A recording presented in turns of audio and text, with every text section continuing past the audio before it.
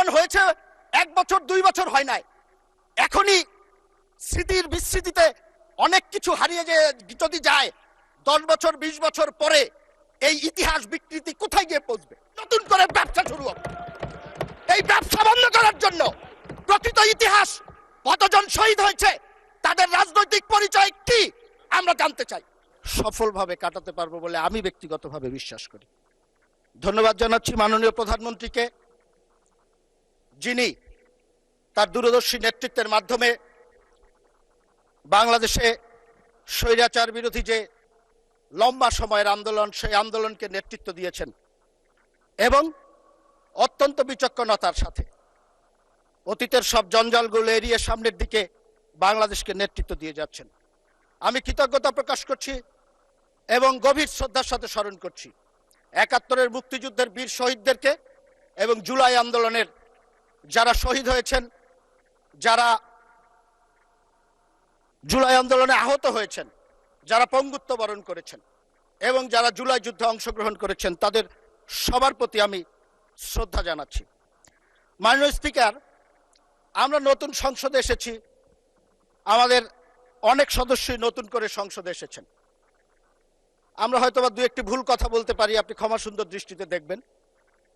প্রথম দিকে ঠিকই ছিল, কয়েকদিন যাবৎ খুব একটা অস্থিরতা লক্ষ্য করছি আমাদের মাননীয় বিরোধী দলের সদস্যদের মধ্যে। আমি খোঁজার চেষ্টা করেছি যে কি কারণে এই অস্থিরতা। আমি একটি জিনিস খুঁজে পেয়েছি, অস্থিরতার কারণটি হলো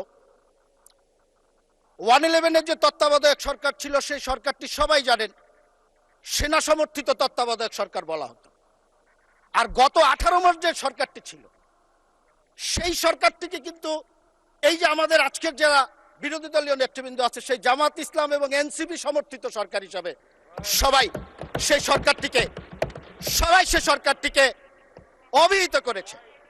আজকে মাননীয় স্পিকার, আমি আপনার প্রোটেকশন চাচ্ছি। আজকে কথা বলতে দিতে হবে। মাননীয় স্পিকার, কথা বলতে দিতে হবে। মাননীয় সদস্যবৃন্দ, মাননীয় স্পিকার, মাননীয় সদস্যবৃন্দ, অর্ডার ইন দি হাউস। কথাটি বললাম এই কারণে করবেন না, বক্তব্য গত যে 18 মাস, মাননীয় স্পিকার, গত 18 মাস যে আরামে ছিলেন, সেই আরাম এখন আর হচ্ছে না। এই কারণে আমাদের অনেক সমস্যা হয়ে যাচ্ছে মাননীয় স্পিকার। কারণ আমি প্রমাণ দিয়ে দেখাতে পারবো বৈষম্য বিরোধী ছাত্র আন্দোলনের একজন নেতা, তার বক্তব্য আছে, সে একজনের সাথে গল্প করছে, বলছে যেইভাবে আমরা কাটিয়েছি, মঞ্চে আছে প্রধান উপদেষ্টার বাসায় ঢুকে গিয়েছি, মঞ্চে আছে তার বেডরুমে ঢুকে গিয়েছি, মঞ্চে আছে সচিবের রুমে ঢুকে গিয়েছি। এখন তো আর সেই সুবিধা পাওয়া যাচ্ছে না মাননীয় স্পিকার। সমস্যাটা মাননীয় স্পিকার এই জন্যই। আমি একটি কথা বলতে চাই আরেকটি বিষয়ে। জুলাই আন্দোলন নিয়ে কথা হয়েছে, এখানে আমি অন্ততপক্ষে 3 জন সংসদ সদস্য বক্তব্য দিয়েছেন, রেকর্ড আছে আপনার কাছে। একজন বলেছে 844 জন শহীদ হয়েছেন, একজন বলেছে 1000-এর উপরে শহীদ হয়েছেন, একজন বলেছেন 1400 শহীদ হয়েছে।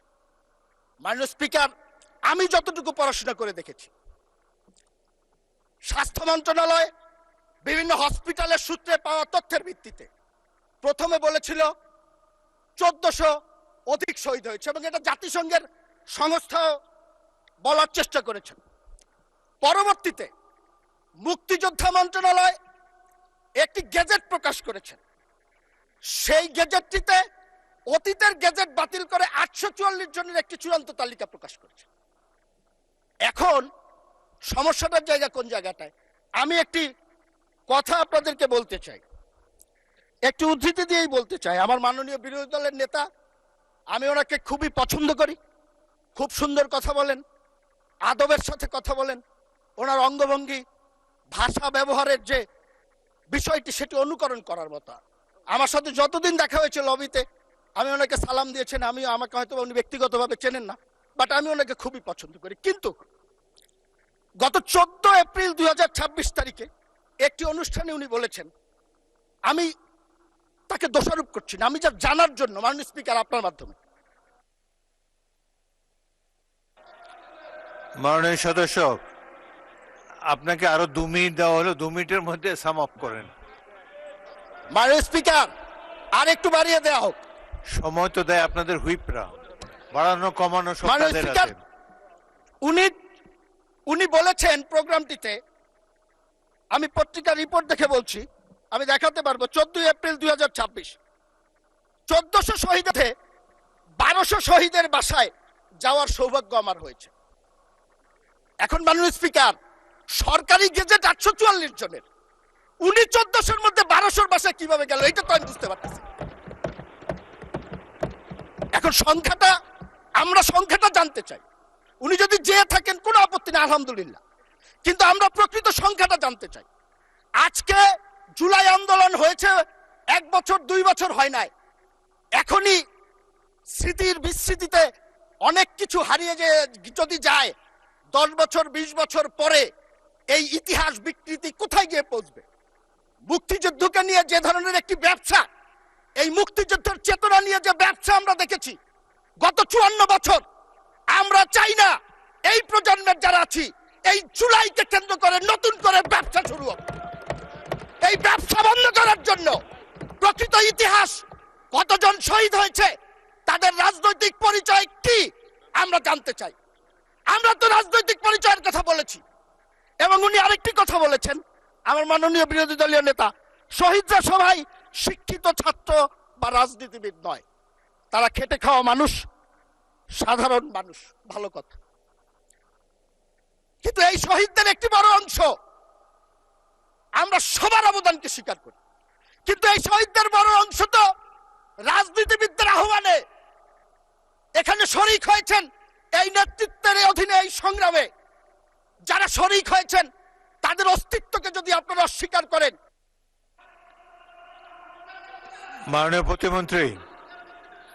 মাননীয় প্রতিমন্ত্রী 2 মিনিটে শেষ করেন এবার, ফাইনালি ক্লোজ। থ্যাংক ইউ মাননীয় স্পিকার। তাদের অস্তিত্বকে যদি আমরা অস্বীকার করি, তাহলে শহীদদের উপরে এবং যারা আহত হয়েছেন তাদের উপরে আমার মনে হয় একটু অবিচার হয়ে যাবে। সর্বশেষ 2 মিনিটে একটি কথা বলবো মাননীয় স্পিকার, সেটি হলো বাক স্বাধীনতা কিংবা মত প্রকাশের স্বাধীনতা সবার আছে। এটার জন্যই তো আমরা লড়াই করেছিলাম, জীবন দিয়েছিলাম।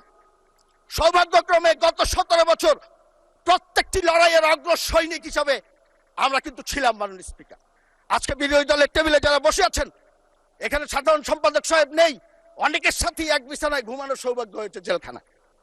তো সেই জন্য বলতে চাই, আমরা বাক স্বাধীনতায় বিশ্বাস করি। আপনি সরকারের সমালোচনা করবেন, সরকার ভুল করলে বলবেন, সমালোচনা করবেন, কার্টুন করবেন, কিন্তু আমার নেত্রী মারা গেছেন, তাকে উদ্দেশ্য করে যদি আপনাদের কর্মীরা কোনো অশালীন বক্তব্য দেয়, আবার প্রধানমন্ত্রী আছেন, তার অবশ্যই সমালোচনা করা যাবে, সেটি নিয়মের মধ্যে করেন। ব্যক্তিগতভাবে, পারিবারিকভাবে আমাদের পরিবারের সদস্যদের বিরুদ্ধে